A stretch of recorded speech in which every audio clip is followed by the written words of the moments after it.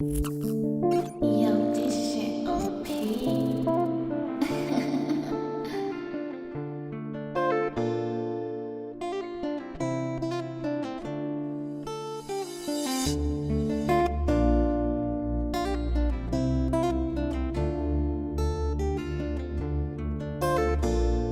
What's going on, family? It's Coach Jerry and Coach Trav here with another rendition of the Run Game podcast, man. We're blessed to have y'all here tuned in. Today we're going to be discussing leadership and what it takes to be a leader. Coach Jerry, you want to start us off? Leadership for me is very simple. Somebody who is going to motivate, somebody who is going to guide, and somebody who's going to lead by example. Like, they're just not going to talk and tell you what to do. They're actually going to get out there and show you, Right. From A to Z what it is. So that's what my, definition of leadership is. For me, what leadership is to me is just a person of influence. It's just a matter of what you're going to do with your ability or gift to influence. Are you going to lead people are you going to influence people to go down the right direction or down the wrong path? Not too many people are leaders these days because the majority of us are followers. We look for others' approval, and we're kind of scared to speak out on what's right, or doing the right things, because it's kind of cool to just go with what everybody else is doing. You know what I mean? So it's being a leader is not easy. You know what I mean? So Definitely not. And I think that's why we're here discussing it today, because we need more leaders for our future. Now, one question I have for you is, like, who is somebody in the sports world that whose leadership that you admire? I think that's a great question. Anybody who knows me knows that Mike Tyson is my favorite athlete ever. Like, if you know me, you ever spoke to me, I equate, if I've ever been coached by you, I'm always using, boxing as an analogy of equating, a heavyweight fight to a big game. But Mike Tyson always mentioned Muhammad Ali as being such a giant. And it didn't hit me until recently with all the events going on with the social injustices and, COVID-19 being an issue out here in this country, what Muhammad Ali stood for, being proud of his blackness and embracing it and not being afraid to express how proud of who he was and how proud of his people he was. Just a proud man. At that time period, wasn't liked by everybody, but that's the thing about being a leader too. You got to be in the moment and you got to be willing to be not liked in that moment for the greater good later. You know what I'm saying? So if you're looking to be, it's hard. That's why it's hard to be a leader now, because everybody wants to be everybody's friend. Everybody wants to be accepted.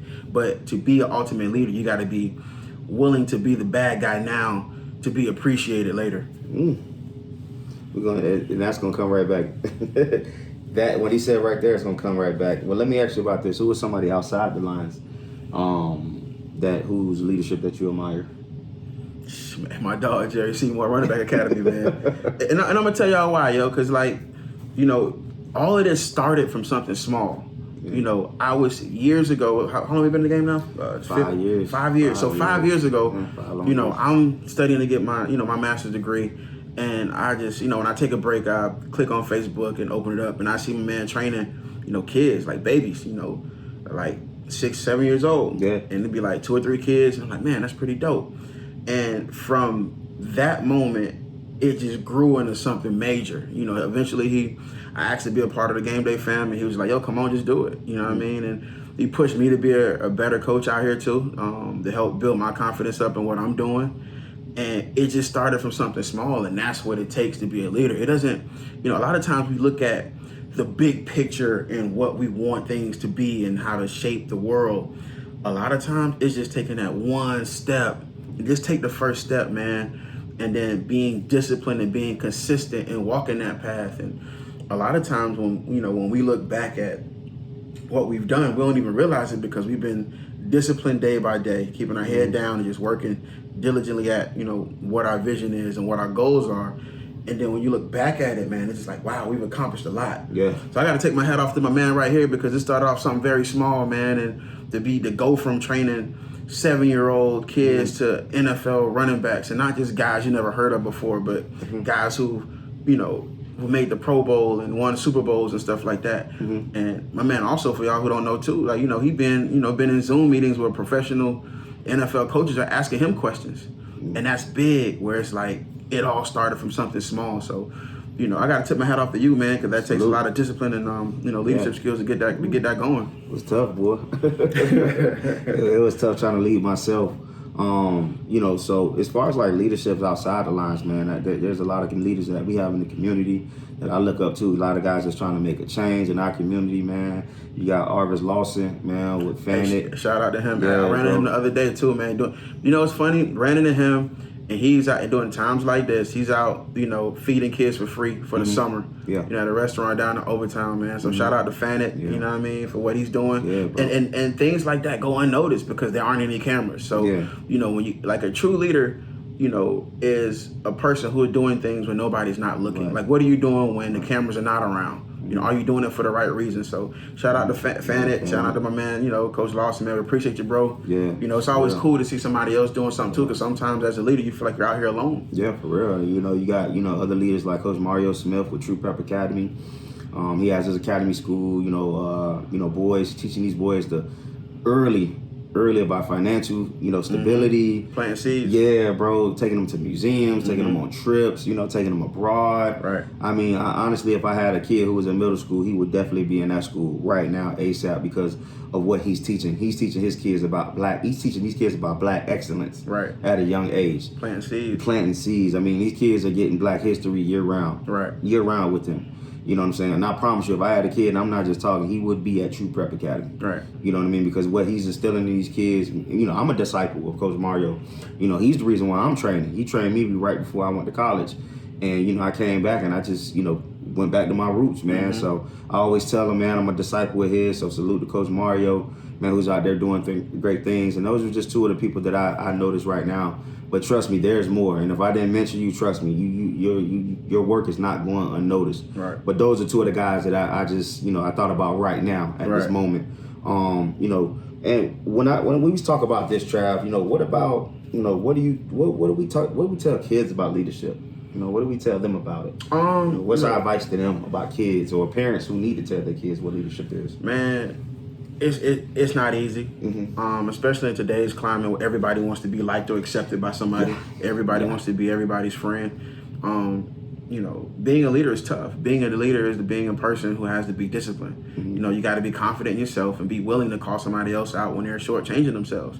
You know, being a leader is, you know, knowing how to communicate with others effectively. You don't get anybody to become a better version of themselves by speaking down onto them. You know, you can't be in a position of power and speak down on people, you know, or degrade people. So, and also, you don't wait to be a leader, man. Be a leader right now. Just because you're, you know, 12 years old, 13 years old, I mean, you can't be a leader. Just because you're a freshman on a high school football team don't mean you can't, you know, be a leader. Lead by example, get the job done, and demand more from your teammates. You know what I mean? Like, set the standard and encourage and push people to motivate people to raise their game to reach your standards as well. Right. And that's how you get things done in this world, man. Right. And I think, just like you said, I don't know if you mentioned it now or before, you know, Coach Trav says as a leader, you got to be a great listener. Oh, yeah, You know definitely. what I'm saying? And when you are a great listener and you want to be a leader, you have to hold people accountable Right. to the words that they said.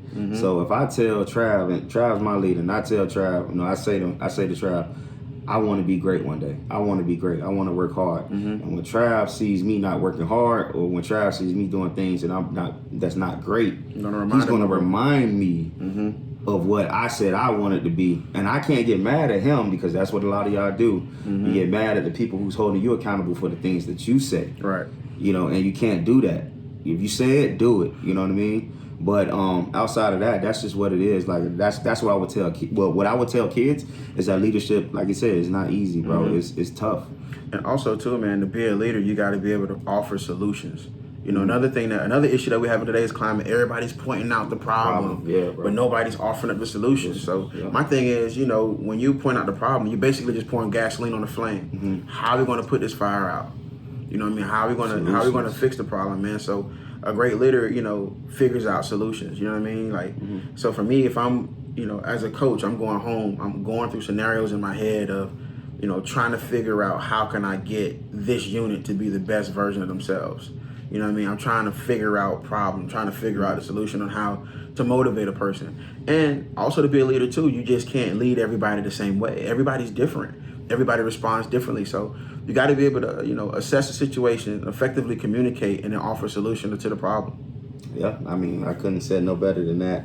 Now, What about this? What about today's leaders? Like, what do you got to say about that? And well, let me step back. You know, what's going on right now? How do you think this is going to affect a lot of locker rooms, football locker rooms? It's tough now because with the George Floyd situation. Yeah, George Floyd, Rihanna, Ahmaud, just the police brutality, all this stuff that's and it's going something on. that's never.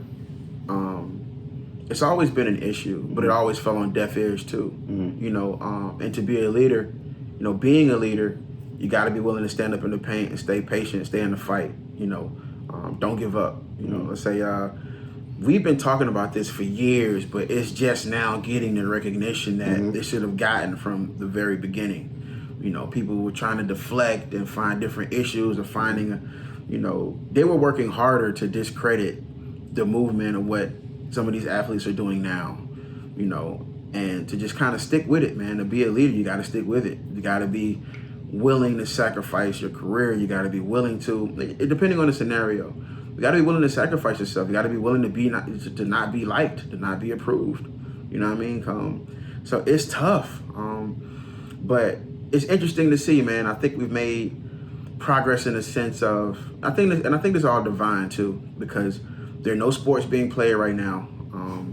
Because when we had these issues before, LeBron James and the LA Lakers or whatever, they wear their shirts in solidarity with the social injustice going on in America. But once the game tipped off, LeBron scored 35, had a triple double, and it's like it becomes an afterthought. But now that we don't have any sports and people really can't go anywhere, we have to sit and address these issues. And I think right now is a pivotal time for this country, man, because I'm hoping that, these steps that we've taken, we'll continue to move forward and not go backward. You know what I mean? And it's not going to be easy. This is not the end of the journey, but it's just cool to see some progress being made because, when athletes initially took a knee, everybody just, a lot of people just brushed it off and tried to deflect it and make it seem like it was about something that it really wasn't about. And also try to make some of these, incidents of police brutality seem like an outlier. Like, oh, this doesn't happen every day. Oh, I just want to say, man, look, you can teach a whole college class for a whole year on these these issues going on in our community, man, like with police brutality. I think honestly, sports is something where people come together, and sports is sometimes where people go to kind of get away from the world. Now, what's happening, I believe, the last couple of years, and it's been happening for a long time, but I think Kaepernick really cracked the seal on it. Is that now we're talking about social injustices in sports. Back in the day it was just more like, man, just play ball. Right. Let's just play football. Right. We'll deal with that outside of the lines. We'll deal with that off the court. Now that it has leaked deeply into locker rooms, into the sports world, now we have no choice but to address it now. And I think what it is too, a lot of these athletes kind of found their voice. You know what I mean? People found their voice and they felt comfortable using their platform, man. And to these young kids out there too, man. You don't have to wait to be great. You have a platform right now. You're in a position of influence now. When you go in that classroom, you dictate the behavior of your classmates in the classroom, because a lot of people look up to athletes. So when you're in 9th grade and you're a ball player, you're an athlete, your classmates who don't play sports, they look up to you, and it's up to you to lead. You know what I mean? They expect you to be the class clown because we're known to be, they try to project that all athletes are just clowns and just want to laugh and they just want to be lazy, academically. But now, man, you're in a position of influence. If you come in that classroom and you set the tone to be a leader and to say, I'm willing to get this lesson, I'm here to learn, your classmates will follow suit. So you're in a position to lead right then and there. You just don't know it. So what do you think about today's leaders? Like, somebody who, well, let's talk about Cap, because I think honestly he's one of our today's leader. Even though what he did was years ago, I think what he did at the time, he was ahead of his time. He seen it coming. He seen what was going on. He saw a problem and tried to offer a solution. Right off the bat. Yeah. And now he's getting apologies for something that he did 3-4 years ago. Right. And people are like, now I get it. Okay, now I get it. And that's a leader within itself, because a lot of leaders, they see things before it happens, and they try to create a solution before the problem hits. And he tried to create a solution, right? But a lot of people didn't listen. Right. A lot of people, closed their ears. A lot of people try to turn. But now that it's here, now you have to say, you know what? Now you have to acknowledge it. You know what I mean? So that's a big time leader. That's somebody who we need to thank because, like I said, if it wasn't for him taking his knee, yeah, and it was just and it we'll seemed just like be mad people. And it seemed like something small at the time. You know what I mean? It seemed like it wasn't a big of a deal. You know, just like, hey, he just wanted to take this moment. He was also informed too. You know what I mean? You just can't go out there and just, you know, make a scene about something and not being, you know, too informed about it. You know, so when they did approach him in the locker room and ask him questions, he was informed with his answers. He wasn't just somebody out there just doing stuff that you do stuff. You have a lot of people now who just wants to yell just because they want to be heard. Like, nah, he used his platform and he used his voice with a purpose. He was in a position of influence, and he did that. And, you know, it's a lot of people who wasn't keen on what he was doing or wasn't a fan of it, but hey, it is what it is. It's an issue in our community, and you know, and you see it now. We try to brush it under the rug, but it's clearly an issue where police brutality clearly is an issue in our community. You know what I mean? So he started out doing something small and it kind of manifested into something bigger. You know what I mean? So that's what it takes to be a leader. Sometimes you got to be you're not going to be liked. And sometimes you won't see results until later. But it's about what you do in that moment that can manifest into something bigger than itself. Yeah, leadership is built off delayed gratification. Yeah. That's delayed gratification. Even as a coach now, man, like, I'm not here to be your friend, man. Like, I look forward to the days where I'm older, you know what I mean? And you know, these kids grow up and they become fathers, they become husbands, and they have their businesses going and they have their degrees, and they come back and say, hey, Coach Jerry, Coach Trav, I appreciate y'all pushing us because y'all really did try to prepare me for what eventually came. And all we're doing now is, you know, trying to teach these kids about our mistakes and things that we didn't know growing up, because the guys who taught us, they taught us what they knew. And we took the baton and we took the knowledge that they shared with us and we carried it as far as we can carry it. Here's what they didn't teach us when, you know, growing up. So we're just trying to, you know, equip you guys with the tools to be great, man. And that's really what it is to be a leader out here. Like, you know, I feel like, you know, Coach Jerry and myself are, you know, not to pat ourselves on the back, but we're leaders in the community because we have a solution. Like, we saw a problem and we're doing our best to address it. You know, I train officer linemen now because I got tired of going to games and hearing these kids get blamed for something that they wasn't taught. You go to any game where a team is not doing well, and you're gonna hear the phrase, the O-line ain't blocking. And it's something that I got tired of hearing because I know a lot of these kids are not being taught. So it was just a matter of, you know what, figuring out how to solve this problem and becoming a coach, because you don't have too many, the guys who play the game don't really come back to coach like that. So, you know, this is me offering my solution on that particular problem, you know. So that's what it takes to be a leader out here, man. Just you do your best, start small. And if it grows into something, you know, hey, it does. And you know what? It will grow into something if you stay consistent with it. You stay disciplined, stay consistent. It has no choice but to grow. Well, outside of that, man, I think, you know, we talked a lot about leadership, man. Is there anything that you want to close out with? Nah, man, just for these kids out here going through this with us, COVID-19, all the protests, and, you know, the rallies and stuff like that, y'all got a voice too.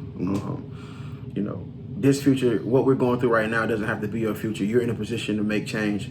You know, continue to believe in yourself and continue to stand up for what's right.